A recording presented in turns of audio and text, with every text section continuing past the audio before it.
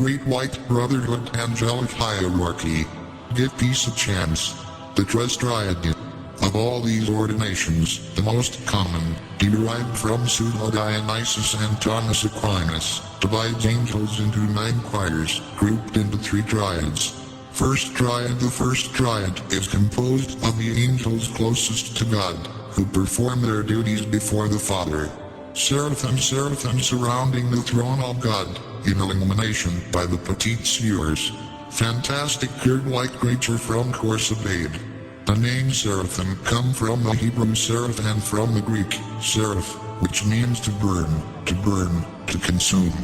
They were also called fiery or fire serpents. It is the highest order of the highest sphere. They are the angels closest to God. They emanate the divine essence in the highest degree. They watch before the throne of God, and it is their privilege to be united with God more intimately. And they are described in Isaiah as perpetually singing the praise of God and having 6 wings.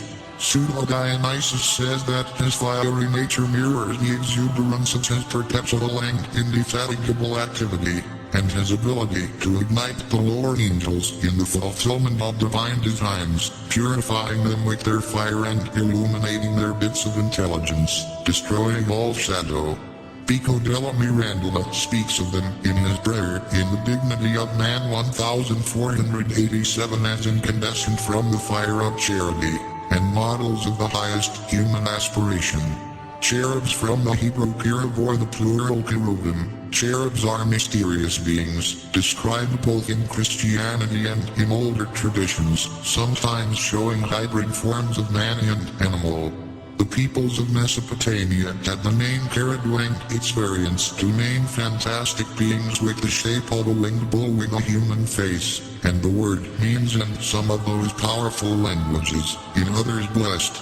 In Genesis, a cherub appears as the guardian of the Garden of Eden, expelling Adam and Eve after original sin, Genesis 3:23-24. Ezekiel describes them as guardians of the throne of God, and says that the flapping of their wings filled the entire temple of divinity, and resembled the sound of human voices. A wheel was attached to each one, and they moved in all directions without turning, as they had 4 faces. Lion. The lion has always been recognized as strong, fierce, majestic. He is the king of animals, and that face symbolizes his strength and Taurus. The bull is recognized as an animal that works patiently for its owner. He is strong, able to carry a bear, and knows his owner. Eagle. Like an angel, this bird flies above storms, while below them there are sadness, anger, and anguish. A light and powerful bird, elegant, tireless, and man. This face speaks of the mind, reason, affections, and all the things that involve human nature. This, for some scholars, means that they, like men, have free will. And they were entirely covered with eyes, signifying their omniscience, Ezekiel 10. But the cherubim images that Moses placed on the Ark of the Covenant were human in form, albeit with wings. Exodus 25:10-21, Exodus 37:7-9. Cherubim, for some theologians, occupy the top of the hierarchy, as some do not consider seraphim as angels, since the Hebrew word for angel is malak, messenger, and in the same way in Greek, an angel is angelus, messenger, and these winged figures that appear in the Bible only in Isaiah chapter 6, where they exalt God but do not communicate messages to the prophet. Saint Jerome and Saint Augustine interpret his name as full of wisdom and science. They are often represented as small children with wings, called potty boys in Italian. They have the power to know and contemplate God, and to be receptive to the highest gift of light and truth, to divine beauty and wisdom in its first manifestation. They are filled with divine love and pour it in the levels below them. Satan is described as the anointed cherub, being called before by the name of Lucifer or Belial. Thrones or ophanims. The thrones have their name derived from the Greek thrones, which means elder. They are also called heirlooms or ophanims, or sometimes said to be throne of God, and are identified with the 24 elders who perpetually prostrate themselves before God and at their feet cast their crowns. Revelation 11:16-17. They are the symbols of divine authority and humility, and perfect purity, free from all contamination. The second triad consists of the princes of the heavenly court. Domination. The dominations or domains of the Latin dominations have the function to regulate the activities of the inferior angels, distribute the functions and their mysteries to the other angels, and preside over the destinies of the nations.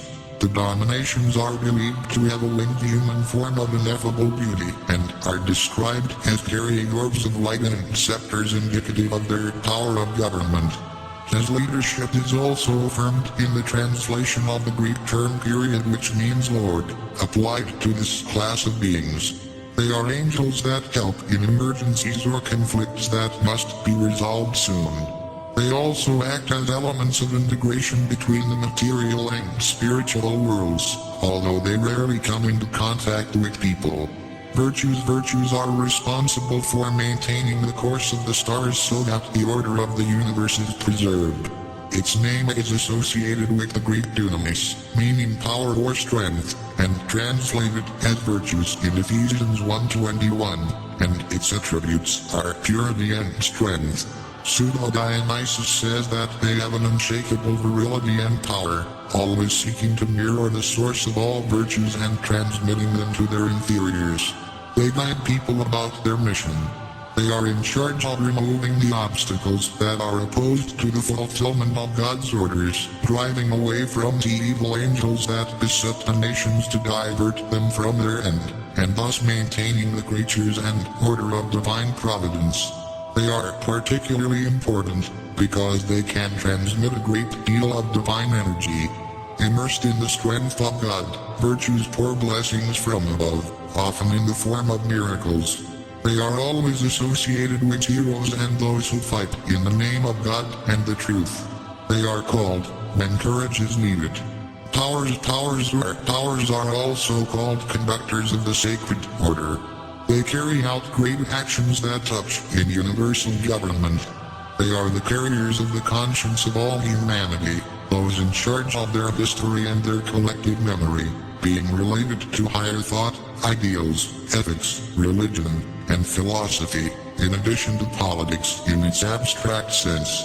They are also described as warrior angels who are completely faithful to God.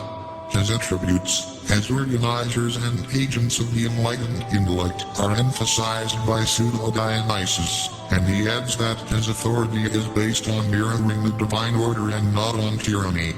They can absorb and store and transmit the power of the divine plan.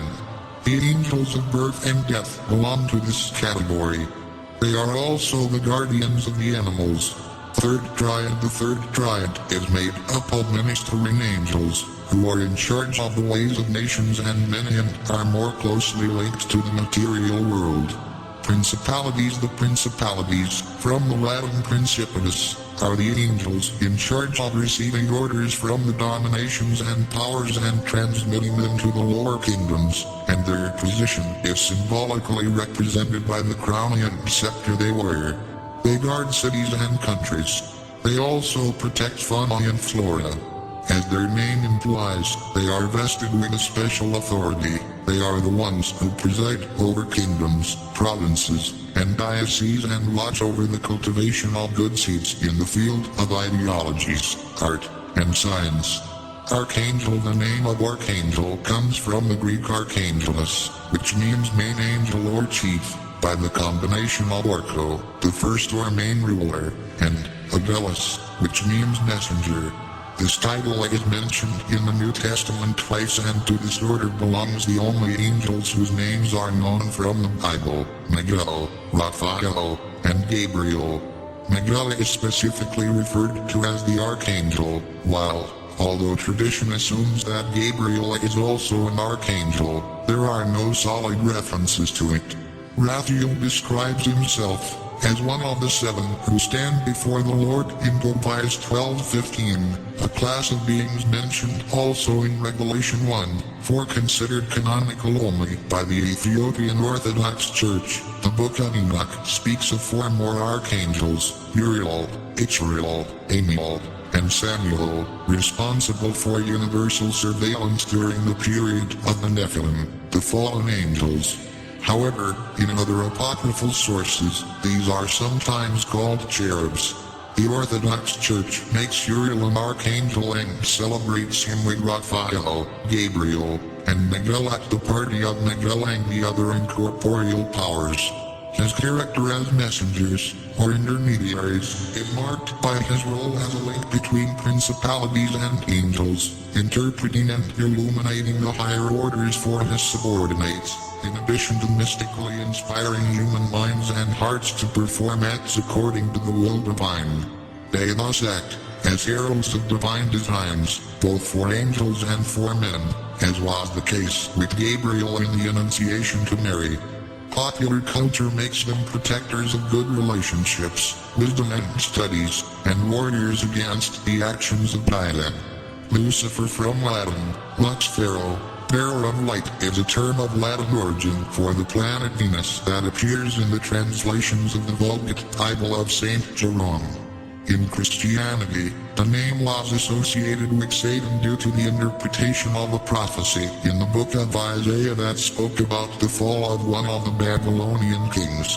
Angels are the closest angelic beings to the human kingdom, the last step in the angelic hierarchy described above and belonging to their third triad. The Hebrew tradition, from which the Bible was born, is full of allusions to heavenly beings identified as angels, and who occasionally appear to human beings carrying divine orders. They are cited in several Jewish mystical texts, especially those linked to the Merkabite tradition. In the Bible, they are called messengers of God, messengers of the Lord, children of God, and saints. They are endowed with various supernatural powers, such as becoming visible and invisible at will, flying, performing different miracles, and consuming sacrifices with their touch of fire. Made of light and fire, their appearance is immediately recognized as of divine origin also for their extraordinary beauty.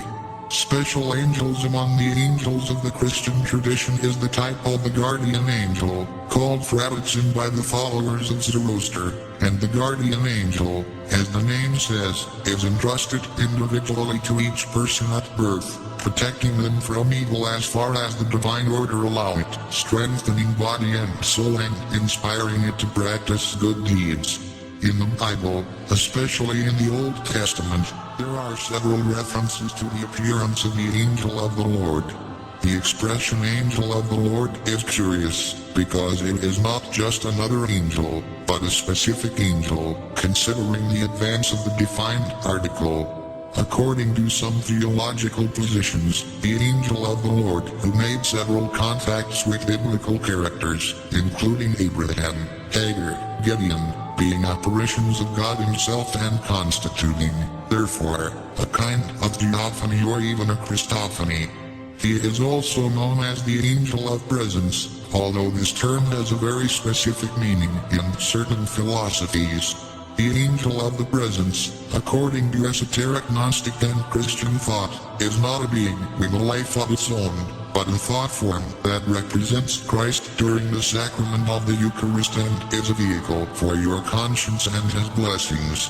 Let there be light, the traveler of the stars decrees that, may all humanity live good days, full of love, peace, light and harmony. May the light be present in all hearts, leading us to the awakening of consciousness for the work of Christ. May humanity live in the light, with the light, and for the light, so be it. Stay in the light, friends and brothers. I want to thank you all for visiting the Traveler of the Stars page. The content is messages from the Masters of the Universe for the awakening of consciousness and the construction of a better world. I ask you to please share this page so you will be participating in the construction of a better world. Don't forget to click on the bell to know each post in this page as soon as it is published. Light a lot of light, Namaste.